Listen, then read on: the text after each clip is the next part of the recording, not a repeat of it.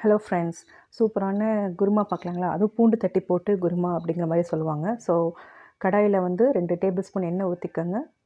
வடகம் தாளிச்சுக்கோங்க. 4, 5 கருவேப்பிலை போட்டுக்கோங்க. வெங்காயம், தக்காளி போட்டு நல்லா வதக்கி எடுத்துக்கோங்க. உப்பு போட்டுக்கோங்க. அவரைக்காய், சவ் ரெண்டும் நான் மட்டும் அரிஞ்சு வச்சுருக்கேன். இதையும் போட்டுக்கோங்க. இதையும் போட்டு லைட்டாக ஒரு வதக்கிட்டு எவ்வளோ தண்ணி வேணுமோ அவ்வளோ தண்ணி ஆட் பண்ணிக்கோங்க. ஸோ காய்கறி வேகிற அளவுக்கு தண்ணி ஊற்றிக்கோங்க. ஸோ இதில் பார்த்தீங்க அப்படின்னா 1 ஸ்பூன் மிளகாத்தூள் போட்டிருக்கேன். அதாவது வந்து 1½ ஸ்பூன் கணக்கு தான். ஸோ தேங்காய் எடுத்துக்கலாம். இதை கீறி ஒரு மூடி கீறி இது மாதிரி பல்லாக எடுத்து வச்சுருக்கேன். ஸோ பூண்டு வந்து ஒரு 4, 5 பூண்டு தட்டி எடுத்துக்கோங்க.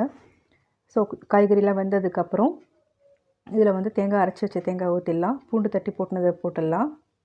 ஸோ நல்லா கொதி வந்ததுக்கப்புறம் கருவேப்பிலை, கொத்தமல்லி போட்டு இறக்கிக்கோங்க. கடைசியாக வந்து பார்த்திங்க அப்படின்னா கொஞ்சோண்டு சோம்புத்தூள் போட்டுக்கோங்க. ரொம்ப வாசமாகவும் இருக்கும், டேஸ்ட்டாகவும் இருக்கும். கண்டிப்பாக ட்ரை பண்ணி பாருங்கள். சுட சுட சர்வ் பண்ணிங்க அப்படின்னா இட்லி தோசைக்குமே நல்லாயிருக்கும். சாதத்துக்கும் வந்து பார்த்திங்கன்னா ரொம்ப டேஸ்ட்டாக இருக்கும். கண்டிப்பாக ட்ரை பண்ணி பார்த்துட்டு கமெண்ட்டில் சொல்லுங்கள். Tata, bye by.